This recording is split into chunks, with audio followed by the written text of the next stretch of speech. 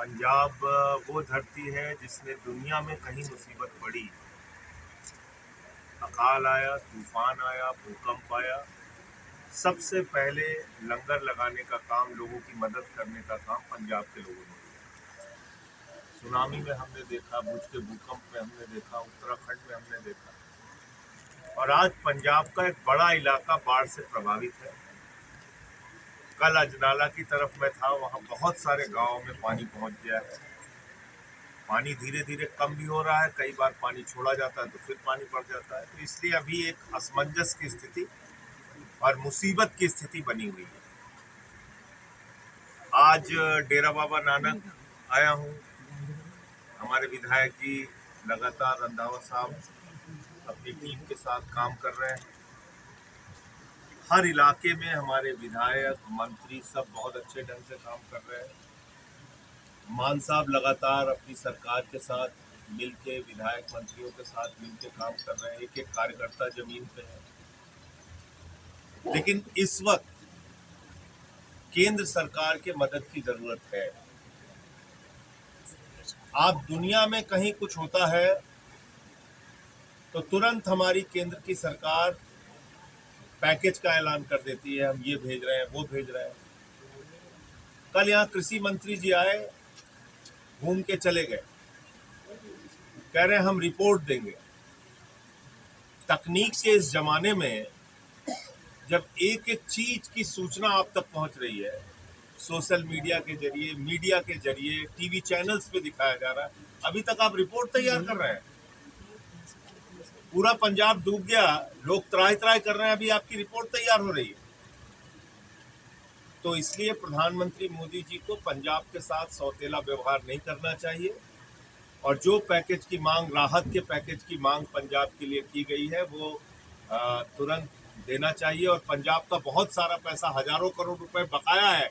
मैंने पार्लियामेंट में भी उसका सवाल उठाया था, लेकिन आज तक वो पैसा, भगवंत मान जी बार बार चिट्ठी लिख चुके, कह चुके, नहीं दिया गया। पार्टी के राष्ट्रीय संयोजक अरविंद केजरीवाल जी ने अपील की है, आह्वान किया है हम सारे लोगों से कि आप जमीन पर जाके वहाँ लोगों के बीच में काम कीजिए।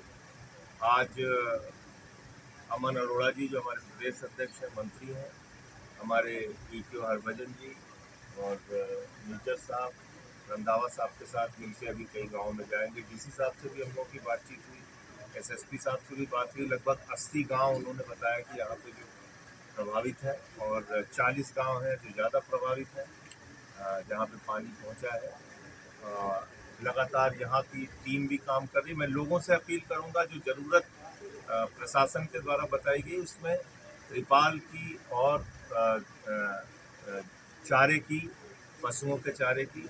देखिए, इसमें क्यों हम केंद्र सरकार से मदद की मांग कर रहे हैं? यहाँ कोई खाने की कमी नहीं। पंजाब में लोग दूसरों का पेट भरते हैं। यहाँ तो लोग, मैं देख रहा था, ऐसे दुर्गम और जोखिम भरे इलाके में जा के लोग मदद कर रहे हैं, जिसके लिए कल्पना करना भी मुश्किल है।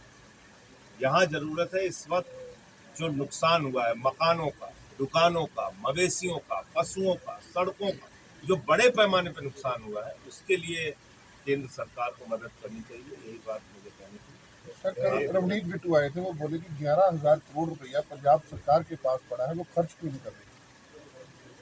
देखिए, ऐसा है कि जब हम अपने पैसे की मांग करते हैं, बार बार चिट्ठी लिखते हैं, उनसे कोई भीख नहीं मांग रहा। पंजाब सरकार का जो हजारों करोड़ का पैसा बाकी है केंद्र सरकार के पास, रिकॉर्डेड है, वो दिलवा दें।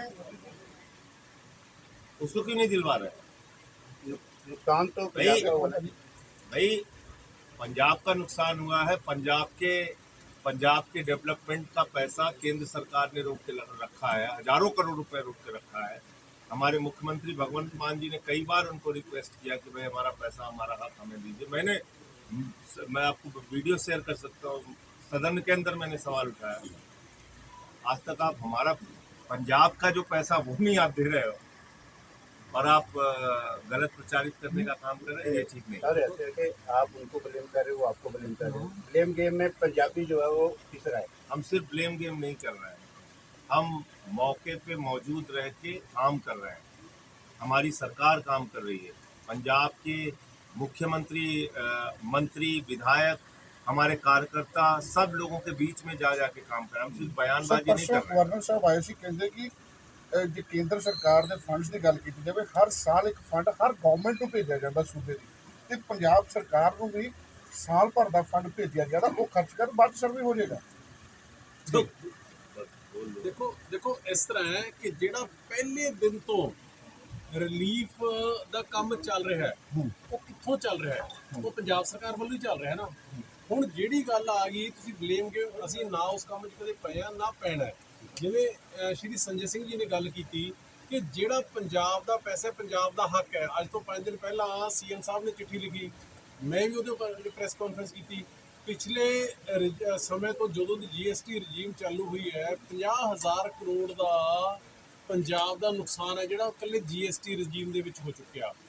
8,000 ਕਰੋੜ ਰੁਪਏ ਜਿਹੜਾ ਉਹ ਤੁਹਾਡਾ RDF ਦਾ, RDF ਜਿਹਦੇ ਨਾਲ ਪੇਂਡੂ ਸੜਕਾਂ ਬਣਨੀਆਂ ਨੇ, ਮੰਡੀਆਂ ਬਣਨੀਆਂ ਨੇ, 8,000 ਕਰੋੜ RDF ਦਾ ਤੇ MDF ਦਾ ਜਿਹੜਾ ਕਿ ਆਪਣਾ ਹੱਕ ਹਕੂਕ ਦਾ ਪੈਸਾ ਹੈ ਰੂਰਲ ਡਿਵੈਲਪਮੈਂਟ ਦਾ, ਉਹ ਇਹਨਾਂ ਨੇ ਰੋਕ ਰੱਖਿਆ ਹੈ।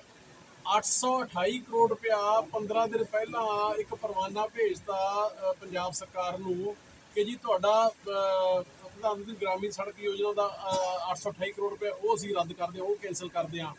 ਮੇਰੇ ਕਹਿਣ ਦਾ ਮਤਲਬ ਇਹ ਹੈ ਕਿ ਇਹ ਪੈਸਾ ਜਿਹੜਾ ਉਹ ਰੋਕ ਕੇ ਬੈਠੇ ਨੇ, ਰੱਦ ਕਰ ਰਹੇ ਨੇ, ਦੱਬ ਕੇ ਬੈਠੇ ਨੇ। ਇਹ ਪੈਸਾ ਉਹਨਾਂ ਦਾ ਨਹੀਂ ਹੈ ਭਾਈ ਸਾਹਿਬ, ਇਹ ਪੈਸਾ ਆਪਣੇ ਸਾਰੇ ਲੋਕਾਂ ਦਾ ਹੈ। ਜੇ 1 ਲੀਟਰ ਤੇਲ ਵੀ ਪਾਉਂਦੇ ਆ ਤੇ 25-30 ਰੁਪਏ ਕੇਂਦਰ ਸਰਕਾਰ ਕੋਲ ਜਾਂਦੇ ਨੇ। ਇਨਕਮ ਟੈਕਸ ਕਮਾਈ ਇੱਥੇ ਜੇ ਇੰਡਸਟਰੀ ਕਰਦੀ ਹੈ, ਕੋਈ ਹੋਰ ਕਰਦੀ ਹੈ, ਉਹਦਾ ਇਨਕਮ ਟੈਕਸ ਸਾਰਾ ਪੈਸਾ ਆਪਣੇ ਲੋਕਾਂ ਦੀ ਹੈ। ਪਰ ਉਹ ਤੇ ਐ ਨਾਗ ਵਾਂਗੂ ਬਲ ਮਾਰੀ ਬੈਠੇ ਨੇ। ਕਿਉਂ ਬਈ? ਅੱਜ ਪੰਜਾਬ ਨੂੰ ਲੋੜ ਹੈ ਉਹਦੀ। ਪੰਜਾਬ ਦਾ ਸਾਰਾ ਇਨਫਰਾਸਟ੍ਰਕਚਰ ਹੈ ਜਿਹੜਾ